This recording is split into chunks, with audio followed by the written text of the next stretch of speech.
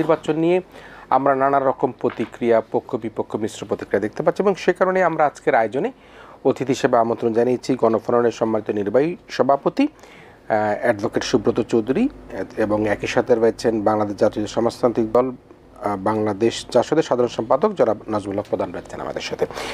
আমি দুজনকে স্বাগত জানাই। আমরা নির্বাচন নিয়ে কথা বলবার চেষ্টা করছি এবং দাদা আপনাকে দিয়ে আলোচনা শুরু করতে চাই প্রয়োজনীয় সংস্কার শেষে ছাত্রদের দল গঠন এবং আমাদের রাজনীতির ভবিষ্যৎ নিয়ে আপনার এই সার্বিক এই মোটা দাগের পর্যালোচনা কি? ধন্যবাদ জনাব নাজমুল হক প্রধান, শুভেচ্ছা। এখন একটা বয়ান শুরু হয়েছে, সেটা কি সংস্কার। সংস্কার না নির্বাচন, নির্বাচন না সংস্কার, শুনতে তো ভালোই লাগে। তো শেখ হাসিনার আমলেও তো আমরা দেখেছিলাম উন্নয়ন, কম উন্নয়ন না বেশি উন্নয়ন, কম গণতন্ত্র যাচ্ছে। আরে সংস্কার কি করবা, করে ফেলো না। এতদিন হয়ে গেছে, সব কিছু রাজনৈতিক দলের সাথে আলোচনা করে করতে হবে এমন তো না। আপনি পুলিশের সংস্কার করবেন, এটা আলোচনার দরকার আছে? পুলিশকে ঢেলে সাজাবেন, প্রশাসনকে ঢেলে সাজাবেন, সেগুলো করেন। বিচার বিভাগকে ঢেলে সাজাবেন, কেউ তো বাধা দিচ্ছে না। আপনি বিচারপতি নিয়োগের আইন করেছেন না, কেউ এটার বিরুদ্ধে কথা বলেছে? দু একজন হয়তো বলেছে যে আইনজীবী প্রতিনিধি নাই কেন। ঠিক আছে, তা আমার কথা হচ্ছে আপনি সংস্কার করে কতদিন আর সময় নেবেন? আর এক দেশে এত বড় একটা পরিবর্তন হয়ে গেল, তো আপনি তো একটা গণতান্ত্রিক ধারায় রাষ্ট্রটাকে তো এগিয়ে নিয়ে যাবেন, সেই জায়গায় আপনি এটাকে মনে হচ্ছে যে আপনি বাধা সৃষ্টি করছেন অথবা দীর্ঘসূত্রিতা করছেন সংস্কারের নামে। আলাপ আলোচনার মধ্যে আমরা তো, উনিও ছিল, 27টি দল গেছে, অধিকাংশই দল যার যার কর্মসূচি, যার যার রাজনৈতিক বক্তব্য দেওয়া শুরু করেছে দলীয় দৃষ্টিকোণ থেকে। তো এখানে যে সংস্কারের আলোচনা তো হচ্ছে না। আপনি বলছেন পরে কমিশনগুলো আলাদা আলাদা বসবে, তা আলাদা আলাদা বসলেও তো কতগুলো রাজনৈতিক দল আমি দেখলাম, ইনক্লুডিং এই নতুন যে রাজনৈতিক দল হয়েছে, এরা এদের বিভিন্ন কর্মসূচি বা বক্তব্য এই সরকারের ঘাড়ে চাপিয়ে দিতে চাই, ইউনূস সাহেবের ঘাড়ে, যে আপনাকে এগুলো করতে হবে। যেমন একটা কিছুক্ষণ আগে দেখলাম যে জুলাই ডিক্লারেশনের দলগুলো নাকি একমত হয়েছে। তা আমি তো এরকম একমত হয়েছে কোনো তো এখনো তো দেখি নাই, বা আমাদের সাথে তো ওইভাবে আলোচনা হয় নাই। আপনারা বলছেন প্রোক্লেমেশন অফ রিভলিউশন, আমরা বলছি ডিক্লারেশন অফ গণ অভ্যুত্থান। তো আপনার তো হেডিং নিয়ে তো ডিফারেন্স হয়ে গেল এইখানে। তারপরে কতগুলো আমার কাছে মনে হচ্ছে যে অতিমাত্রায় বাড়াবাড়ি করা হচ্ছে। সংবিধান নিয়ে যেগুলো আপনারা প্রস্তাবনা উত্থাপন করেছেন, বা এগুলো তো আপনাদের কাজ না, বা এগুলো রাজনৈতিক দলগুলো আলোচনা করবে বা কি করবে? আপনাদের কোনো দূরভূষণ দিয়েছে, যেটা ছাত্রদের নতুন যেটা হয়েছে তাদের বক্তব্য তো আমরা বলছি, তারা নতুন রিপাবলিকের কথা বলছে, সেকেন্ড রিপাবলিক। আশ্চর্য ব্যাপার, যার যা খুশি। হ্যাঁ ঠিক আছে, আপনি ভাই ইলেকশনে যান, ইলেকশনে গিয়ে আপনার এই বক্তব্যগুলো ওখান থেকে মাঠ থেকে নিয়ে আসেন, নির্বাচিত প্রতিনিধি আসেন। তারপরে আপনি বলছেন যে গণপরিষদ নির্বাচন, এটা তো একটা ভয়াবহ অবস্থা। সারা দেশের মানুষ জাতীয় সংসদ নির্বাচনের দিকে তাকিয়ে আছে, অধিকাংশ রাজনৈতিক দল। আপনি এখন এর মধ্যে আর কতগুলো ইস্যু তৈরি করে দিচ্ছেন, নিজেদের মধ্যে বিভাজন। জুলাই অভ্যুত্থানের পরে আমাদের পুরা জাতির যে একটা একতা আমরা দেখেছি, ঐক্য, এবং সেটা তো বিভিন্ন সময় মাননীয় প্রধান উপদেষ্টা আপনি যখন ডেকেছেন সবাই গেছে, হ্যাঁ, আপনাকে কোনো ইয়ে ছাড়া, কন্ডিশন ছাড়া সমর্থন দিয়েছে। আজকেও আপনি বলেছেন, হ্যাঁ, যে সকল দল আপনাকে সমর্থন দিয়েছে। তো দিলে পরে আপনি কেন এত ঢিলেমি করতেছেন? আর রোডম্যাপ এটা আর কত বলবো, এটা বলতে বলতে সবার ফেনা উঠে গেছে প্রত্যেকটা রাজনৈতিক দলের। তো আমার মনে হয় দিন শেষে আজকে উনি একটা কথা বলেছে, যদিও বিবিসিতে বলছে একরকম, হ্যাঁ, যে ডিসেম্বরে অথবা পরেও হইতে পারে। আবার প্রেস সেক্রেটারি, হ্যাঁ, আপনাদের অত্যন্ত প্রিয় ব্যক্তিত্ব, তিনি বলছে মার্চ এপ্রিলেও হইতে পারে। তো এইসব কথা বাদ দিয়ে সর্বশেষ যেটা বলছেন, ডিসেম্বরে নির্বাচন হবার সম্ভাবনা আছে। দয়া করে ওখানেই থাকেন, কারণ এরপরে যদি আপনি কথা বলতে থাকেন, এগুলো সবাই কিন্তু বিভ্রান্তি ছড়াবে। আর বিশেষত যেই দলটাকে নিয়ে মানুষ সন্দেহ করতেছে, একটা সমাবেশ করে, তারা একটা রাজনৈতিক দল দিয়েছে, এখনও তাদের কি আদর্শ আমরা দেখি নাই। দুই একটা শব্দ তারা জাতির সামনে উপস্থাপন করেছে, এগুলোতে আমরা কনফিউজ। হয়তো ভবিষ্যতে তারা এগুলো ক্লিয়ার করবে। আশা করি আমাদের মধ্যে বিভাজনটা করবেন না। সরকারে যারা বসে আছেন তাদের পক্ষ থেকে মাননীয় উপদেষ্টারা এবং প্রধান উপদেষ্টা, আপনারা যাতে এমন বক্তব্য দেবেন না যেটা বিভ্রান্তি ছড়াবে এবং রাজনৈতিক দলগুলোর মধ্যে অনৈক্য সৃষ্টি হবে। এবং এই যে একটা স্থানীয় সরকার নির্বাচন নিয়ে অতি উৎসাহী হয়ে গেছে, এবং নতুন যেটা দল হয়েছে তারাও তো ওইটা নিয়ে লেগে গেছে আর কি। এটা তো অবাস্তব। ইলেকশন কমিশনও বলেছে যে আমার পক্ষে ডিসেম্বরে স্থানীয় সরকার নির্বাচন করা সম্ভব না, বরঞ্চ তারা বলেছে আমি অক্টোবরের মধ্যে তৈরি থাকবো, ডিসেম্বরের নির্বাচন হতে পারে, আমি অক্টোবরে সবকিছু গুছিয়ে ফেলবো। তাইলে কেন আপনি আমাদেরকে বারবার সকালে এক কথা দুপুরে এক কথা বলা শুরু করেছেন? আশা করি আমাদের বোধোদয় হবে, বিশেষ করে মাননীয় প্রধান উপদেষ্টা, আপনি শুধু বাংলাদেশের না সারা বিশ্বের একজন নন্দিত ব্যক্তি, খুব দ্রুততম সময়ে নির্বাচনটা দেন এবং অত্যন্ত সম্মানিত ব্যক্তি সম্মানজনকভাবে আপনি রাজনৈতিক একটা সরকার গঠনের মধ্য দিয়ে আপনি বিদায় নেবেন, এটাই আমরা আশা করছি। নিশ্চয়ই আমরা আলোচনায় আসবো। প্রধান ভাই, রাজনীতি চড়াই উত্তরে বহু দেখেছেন, ছাত্র রাজনীতি করেছেন, জাসদ দেখেছেন, বাকশাল দেখেছেন, স্বাধীনতার পরবর্তী সময়ও খুব তারুণ্যের ছাত্রত্ব নেতা হিসাবে করেছেন।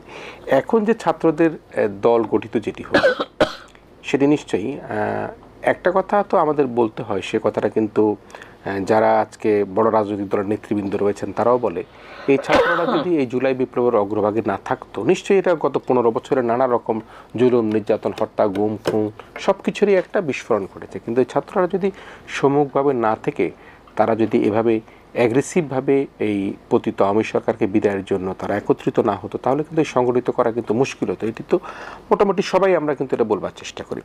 কিন্তু এই অবস্থায় যখন গত শুক্রবার রাজনৈতিক দলটি গঠিত হলো, সেখানে 3টা বিষয়, এখানে কিন্তু দাদাও বললেন যে সেকেন্ড রিপাবলিক, গণপরিষদ এবং ইনকিলাব জিন্দাবাদ, এই 3টি বিষয় নিয়ে নানা রকম মিশ্র প্রতিক্রিয়া রয়েছে। এবং এই ছাত্রদের রাজনৈতিক দলের ভবিষ্যৎ কি এবং নিবন্ধিত হলে তারা কি হবে, কতখানি তারা তৃণমূল পর্যায়ে যেতে পারবে, আপনি একজন সিনিয়র রাজনীতিবিদ হিসাবে কীভাবে দেখেন বিষয়টাকে? অসংখ্য ধন্যবাদ আপনাকে দাদা। সেখানটায় বলছেন কিছু কথা, আমি একটা বিষয় খুব পরিষ্কার করে বলতে চাই, সেটা হচ্ছে যে বাংলাদেশে যতগুলি আন্দোলন হয়েছে আমাদের পাকিস্তান আমল থেকে, সমস্ত আন্দোলন অগ্রভাগে ছাত্ররাই ছিল। এবং আপনি দেখবেন, যদি আমি 60-এর দশকের আন্দোলন বলি, ভাষা আন্দোলন বলি, এটা ছাত্ররাই করেছে আন্দোলনটা। পিছনে রাজনীতিবিদরা ছিল, পিছনে ছাত্ররা সংঘবদ্ধ থাকে বলে সুবিধাটা অনেক বেশি। ছাত্রদের সেই সময় একটা কি বলা যায়, স্বাধীন চেতা মনোভাব এবং কোনো স্বার্থগত কোনো বিষয় থাকে না, জাতির স্বার্থটাই ঐতিহাসিক ছাত্রদের কাঁধে পড়ে এখানটায়। তো ফলে আপনার সেই আন্দোলনগুলো হয়ে আছে। 69 আন্দোলনে আমি স্কুলের ছাত্র অংশগ্রহণ করি, পাকিস্তানদের সঙ্গে মেশামেশি করতাম। ওই বিডিআর ইপিআর ছিল বর্ডারে, 14 আগস্ট খেলাধুলা হতো, বুঝি না, পাঞ্জাবিদের অ্যাটিটিউড দেখতাম, ওরা খারাপ বিহেভ করতো, খারাপ কথা বলতো, আমরা বুঝতাম উর্দুতে ওরা খারাপ। যাই হোক, এইসবের কারণে আমরা 90-তে যে আন্দোলনটা করেছি, আমি বলছি এই কারণেই 90-তে যে আন্দোলনটা করেছি, সে 90-তে আমাদের ছাত্রদের দফা ছিল। আপনি জানেন এরশাদ আরবি শিক্ষা বাধ্যতামূলক করছিল, তো ওই মজিদ খানের শিক্ষানীতি আমরা সেটা দিয়ে শুরু করে এবং তার 9 বছরে তাকে উচ্ছেদের জায়গায় এক দফায় চলে গেলাম, তাই না, একটা ধারাবাহিক। এবং আমাদের দফাওয়ারি প্রোগ্রাম ছিল এবং সেখানটায় রাজনৈতিক দলের প্রোগ্রাম 6 দফায় 11 দফা ছিল, রাজনৈতিক দলের প্রোগ্রাম যুক্ত ছিল যে তুমি একসাথে চলে যাও, এটা কেয়ারটেকার গভর্নমেন্ট নির্বাচন দাও। এটা একটা ছাত্র গণ অভ্যুত্থান ছিল।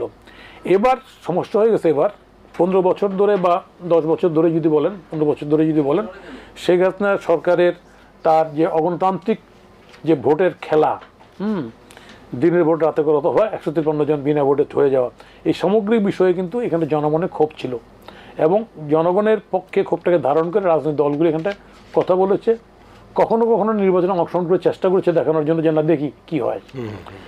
ফলে সরকারের এর মধ্যে সরকারের গুম, যেমন নারায়ণগঞ্জে গুলি করে মেরে দিল, না নর্মাল মিছিলে, ওই ব্রাউনবাড়ি এক নর্মাল মিছিলে গুলি করে মেরে দিল পুলিশ, ওই যে ভোলায় নর্মাল কেসটা তো আছে, নর্মাল মিছিলে গুলি করে মেরে দিল, গুম খুন তো এগুলো আছেই বাড়িঘর। আমি বলছি যে এই যে একটা অস্বাভাবিক পরিবেশ ছিল, সেই পরিবেশে শেখ হাসিনার পতনটা অবশ্যই এটা খুব জরুরি ছিল। এটা ঠিক যে ছাত্ররা এখানটায় সাধারণ ছাত্রদের আন্দোলনের নামে এখানে কোটার আন্দোলনটা আগের থেকেই ছিল, এবং কোটার আন্দোলনটা একটা সময় শেখ হাসিনা বলছে বিরক্ত হয়ে প্রত্যাহার করছে। সেই সময় আমরা ছিলাম গভর্নমেন্টের সঙ্গে, সিরিয়াসলি প্রেশার করছিলাম আমরা, কারণ কোটা আন্দোলন নিয়ে আপনার ওই যে আকবর আলী খান সাহেব সাবজেক্টের পত্রিকা আর্টিকেল লিখছিল যে কোটা থাকবে, কিন্তু এটা সংস্কার হতে পারে, এদিক ওদিক হতে কোনো অসুবিধা নেই, কিন্তু করে নাই গভর্নমেন্ট। তো ফলে গভর্নমেন্ট এটাকে ধরে একবার উচ্ছেদ করলো, পরে তো আবার নতুন করে চাপিয়ে দিল। আমি বলতে চাই কথাটা, ছাত্ররা যৌক্তিকভাবে জাতির এই দায়িত্বটা কাঁধে নিয়ে তারা আন্দোলনটা করেছে, হ্যাঁ, এবং এটা অভ্যুত্থান সংগঠিত করেছে। এবং সেই অভ্যুত্থানে কিন্তু দেখবেন আপনি ছাত্রদের থেকে কিন্তু ছাত্ররা জীবন দিয়েছে, এসে কিন্তু শ্রমিক, কৃষক, রিক্সাপুলার সবাই অসংখ্য জীবন দিয়েছে, কারণ এটা অস্বাভাবিক শাসন দেশের মধ্যে ছিল, জাতির উপর চেপে বসছিল অস্বাভাবিক শাসন, একটা কাল্টিজম যেটাই বলেন না কেন, ফলে একটা মারাত্মক আন্দোলন হয়ে গেছে। আমরাও ছিলাম রাজনৈতিক দলগুলি বিভিন্ন ইতে, কিন্তু যেহেতু আগের থেকে ডেফিনিট কোনো প্রোগ্রাম ছিল না ছাত্রদের, একটাই ছিল কোটা সরাও, কোটা হটাও বা কোটা সংস্কার করো। ফলে আন্দোলনটা বিজয়ের পরে ছাত্রদের মধ্যে বিভিন্ন রকম কথাবার্তা আমরা দেখতে পাইছি, আমরা দেখতে পাইছি। কেউ বলছে এটা বিপ্লব শব্দের অর্থ গুণগত আমূল পরিবর্তন, গুণগত আমূল খেয়াল করেন, এটা বিপ্লবটা হয় একটা ফিলোসফিকে, একটা দর্শনকে ধরে, যেমন সমাজতান্ত্রিক বিপ্লব, রুশ বিপ্লব যেটা হয়েছে, খমেনি বিপ্লব, বুঝলেন, শিয়া বিপ্লব অনেকে বলে আর কি, হ্যাঁ। আবার ইসলামপন্থীরা একটা বিপ্লব করার চেষ্টা করছে গোটা বিশ্বে, কিন্তু বিপ্লব করতে পারছে না, সমাজতন্ত্রী আর পাচ্ছে না রুশ বিপ্লবের পরে, তাই না? তাহলে এই জায়গায় এটা গণতান্ত্রিক অভ্যুত্থান হয়েছে, এখানে ছাত্র গণ অভ্যুত্থান হয়েছে এখানটায়। এই গণ অভ্যুত্থান থেকে একটা সরকার হয়েছে আমাদের সংবিধান নিয়ম কানুন মেনেই, বুঝেন। এখন ওই যে এরকম হয়তো কারো মনে হয়েছে চোর পালালে বুদ্ধিবার একটা কথা আছে না, আর এরকম সরকার হয়তো ঠিক হয়নি, এটা তো একটা বিপ্লব সরকার হইতে পারতো, শহীদের মধ্যে সরকার হইতে পারতো, ফায়ার স্কুল হইতে পারতো।